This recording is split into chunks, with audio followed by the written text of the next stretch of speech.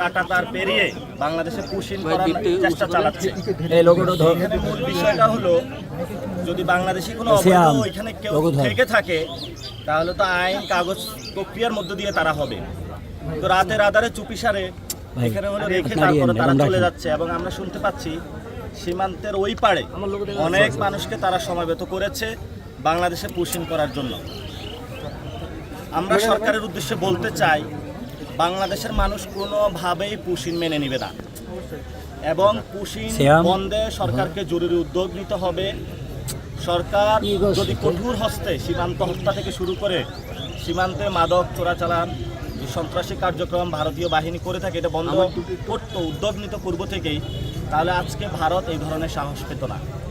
এবং গতকালকে স্বরাষ্ট্রমন্ত্রী বক্তব্য দিয়েছেন সালাউদ্দিন সাহেব, এটি একটি বাংলাদেশি মানুষদেরকে হত্যাকাণ্ডের মধ্য দিয়ে নিয়ে যাওয়ার একটি বক্তব্য দিয়েছেন এবং বাংলাদেশের সীমান্তবাসী যারা রয়েছে তাদেরকে তিনি অনিরাপদ করে দিয়েছেন। এই জন্য ওনার এই বক্তব্যটা প্রত্যাহার করতে হবে এবং সাথে সাথে বাংলাদেশ কোনোভাবে যাতে পুশিন ভারত করতে না পারে সে বিষয়ে সরকার পদক্ষেপ নিতে হবে। আমরা এখানে যে এসেছি, ভারত থেকে বাংলাদেশে কয়েকটি পরিবারকে তারা পাঠিয়ে দিয়েছিল এবং তারা মানবেতর জীবন যাপন করছিল এখানে, আমাদের ঠিক সামনেই। আমরা আসবো এই শুনেই গতকালকে রাত্রে তাদেরকে আবার তারা নিয়ে গিয়েছে। এখন আমরা তো সকল সীমান্তে বিভিন্ন জায়গায় যাব, মিছিল নিয়ে যাব, আর তারা নিয়ে যাবে। তারা এখানে প্রবেশ করালো কিভাবে, সেটাও তো সরকারের কাছে প্রশ্ন। সেখানে সরকার পতাকা বৈঠক করেছে, সেখানে কোনো ফ্রুটফুল সলিউশন আসে নাই। তাহলে সরকারের যে ফরেন পলিসি এবং স্বরাষ্ট্র যে নীতি আছে, সেটা আজকে বাংলাদেশের মানুষের সামনে স্পষ্ট হয়েছে যে এটা ভঙ্গুর একটা নীতি, যেটা বাংলাদেশের নাগরিকদের নিরাপদ করতে পারছে না। তো যেখানেই সীমান্ত হত্যা হবে, সীমান্তবাসীর সামনে ইনশাল্লাহ আমরা আছি। আপনারা ঐক্যবদ্ধভাবে বিজিবির সাথে থাকেন। যদি কেউ রাতের আধারেও পুশিন করার চেষ্টা চালায়, গ্রামবাসী মিলে আপনারা এটা প্রতিরোধ করবেন, বিজিবিকে খবর দিবেন, পুলিশকে খবর দিবেন।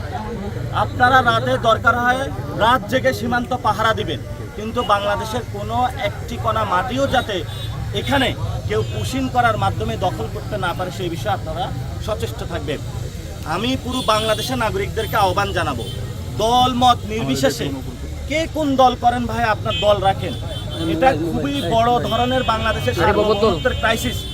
দলাদলি ভাই বাদ দেন, আপনারা আপনাদের কাছে আল্লাহর রাস্তে মাফ চাই। সীমান্ত ইস্যুটা বড় একটি ইস্যু, এখানে পুশিন চলতেছে। দল মত নির্বিশেষে সবাই সীমান্ত রক্ষার জন্য ঝাঁপিয়ে পড়ুন, বাংলাদেশকে রক্ষা করুন, বাংলাদেশের সার্বভৌমত্ব রক্ষা করুন। ইনশাল্লাহ আমরা যখন সরকারে যাব, সীমান্তে যারা শহীদ হয়েছে তাদেরকে শহীদি মূল্য দিয়ে তাদের স্মৃতিস্তম্ভ আমরা স্থাপন করব। সাথে সাথে তাদের ফ্যামিলিকে আমরা ক্ষতিপূরণ দিব এবং সীমান্তবাসীর জন্য আমরা এখানে ফ্যাক্টরি স্থাপন করব, কর্মসংস্থানের ব্যবস্থা করব।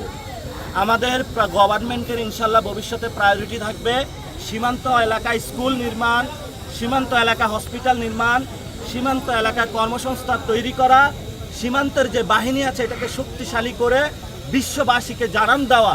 বাংলাদেশ নামকে মর্যাদাবান একটা রাষ্ট্র আছে যেখানে কেউ পুশিন আর করতে পারবে না, যেখানে আর কেউ সীমান্ত হত্যা করতে পারবে না। ইনশাআল্লাহ ভবিষ্যতে আমাদের এই লড়াই চলমান থাকবে।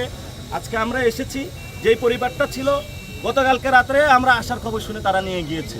শুভেন্দু অধিকারী, এটা হলো শুভেন্দু অধিকারী সরকার বা বিজেপি সরকার করছে।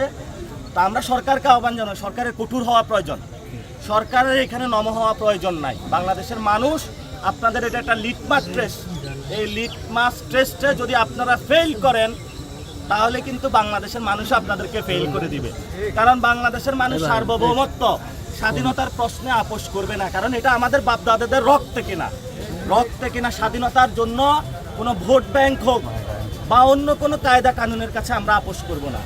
স্বরাষ্ট্রমন্ত্রী বক্তব্য প্রত্যাহার করতে হবে, সীমান্ত নিরাপদ করতে হবে, বাংলাদেশে ভারতকে কড়া বার্তা দিতে হবে, কোনো পুশিন চলবে না এবং সরকারকে কঠোর হস্তে যাতে পুশিন করতে না পারে সেই পদক্ষেপ নিতে হবে। কোনো পরিবারকে আমরা বাংলাদেশের অভ্যন্তরে দেখতে চাই না ইনশাআল্লাহ।